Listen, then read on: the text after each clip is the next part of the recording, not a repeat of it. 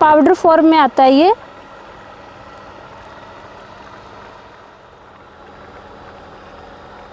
इधर ये देखिए हमारा पॉन्ड है, पॉन्ड से पानी खींच रही है मोटर इधर से। जहाँ से मोटर पानी खींचती है वहीं पे ये देखिए हमने इस मोटर आराम से इसको खींच लेगी।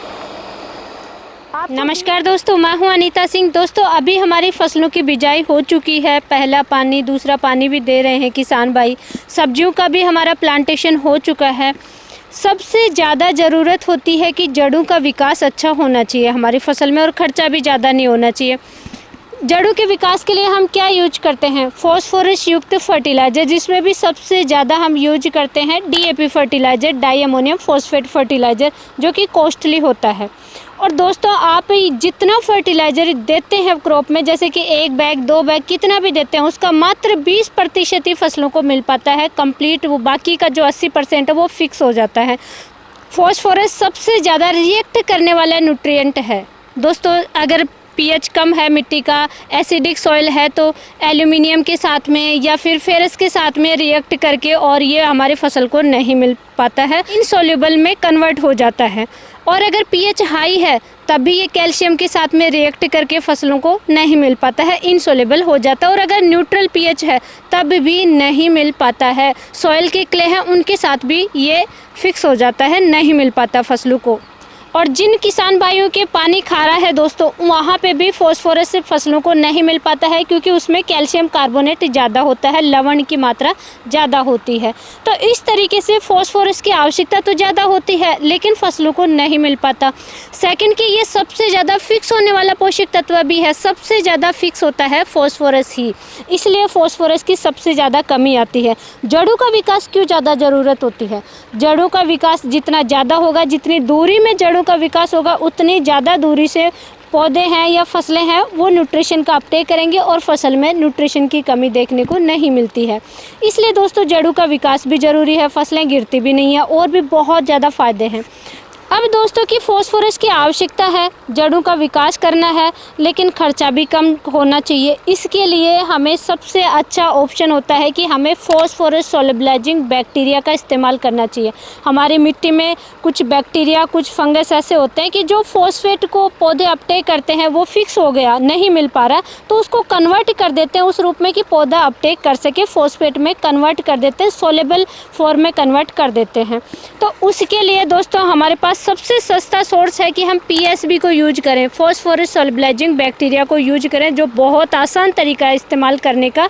सबसे पहले दोस्तों की फॉस्फोरस 2 तरीके से मार्केट में अवेलेबल है, पाउडर फॉर्म में भी पीएसबी आता है और लिक्विड फॉर्म में भी पीएसबी आता है। ये देखिए पाउडर फॉर्म में है हमारे पास, यूपीएल कंपनी का है, कोपियो नाम से आता है, फॉस्फेट सोल्युबलाइजिंग बैक्टीरिया। ये देखिए ये आता पाउडर फॉर्म में है, 50 ग्राम का ये एक छोटा पाउच आता है, ये देखिए, जो कि 1 एकड़ के लिए सफिशिएंट है अकॉर्डिंग टू कंपनी। और आप रूट में डालिए।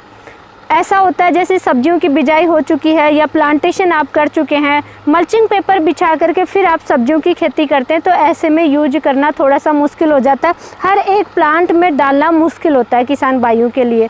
तो इसके लिए बेस्ट तरीका है, आप खुला पानी चला रहे हैं, स्प्रिंकलर से सिंचाई करते हैं या फिर ड्रिप विधि से खेती करते हैं, इसका घोल तैयार कर लीजिए आप, और फिर आप पानी के साथ में चला दीजिए। कैसे भी आप चलाइए, इसका भी बहुत अच्छा रिजल्ट मिल जाएगा। वैसे भी ये तो हो गया पाउडर फॉर्म में दोस्तों।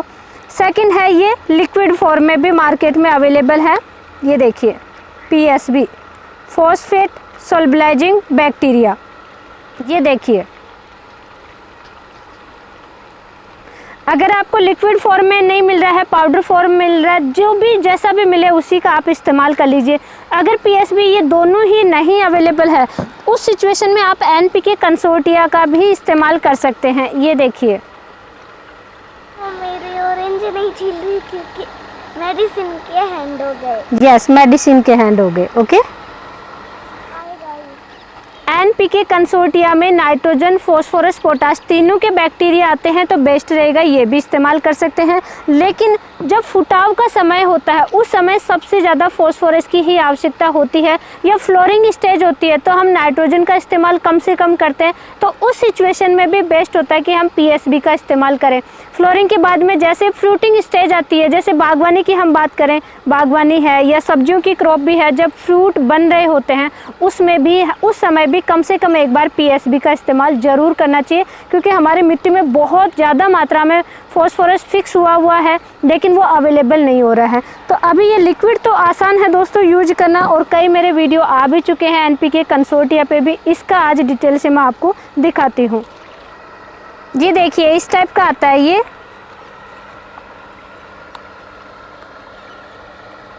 दोस्तों कुछ सावधानियां हैं तो वो एंड में डिस्कस करूंगी, इसलिए आप वीडियो के एंड तक ज़रूर बने रहें।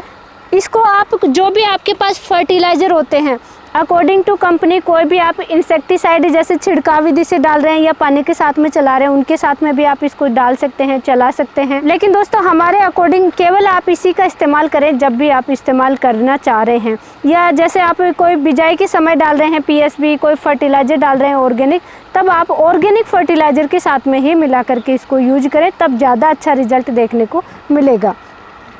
ये 1 एकड़ के लिए कम से कम 100 लीटर पानी लेना है। जब भी आप इसका कल्चर तैयार करें, इसको डेवलप करें, ये बैक्टीरिया है इसको डेवलप कर सकते हैं। तो ये 100 लीटर का टैंक हमने लिया है, ये देखिए। अभी दोस्तों सबसे ज़्यादा गेहूं और सरसों की खेती हो रही है, उन किसान भाइयों के लिए सबसे आसान तरीका मैं आपको दिखा रही हूँ। बिल्कुल पाउडर फॉर्म में आता है ये। 50 ग्राम का ये पैकेट है।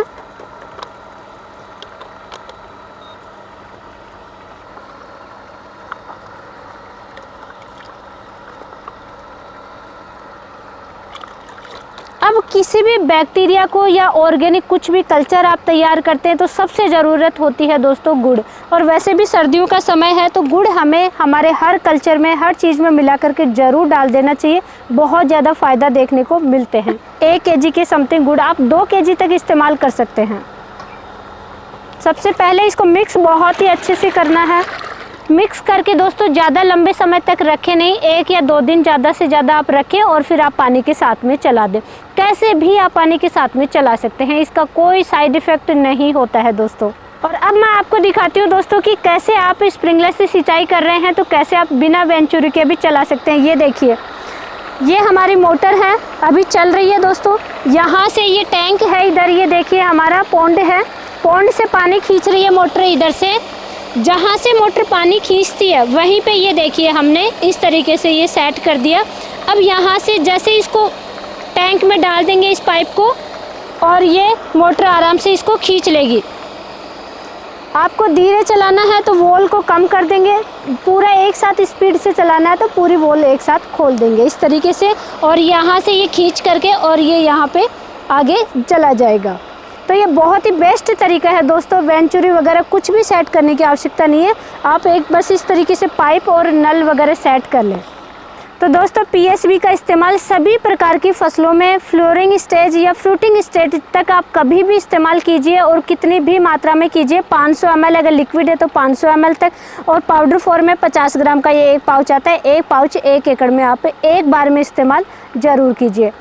और भी कोई क्वेरी है कमेंट बॉक्स में आप कमेंट करके ज़रूर बताएं। जानकारी अच्छी लगी है वीडियो को लाइक करें, चैनल को सब्सक्राइब करें, ज़्यादा से ज़्यादा शेयर ज़रूर करें। धन्यवाद।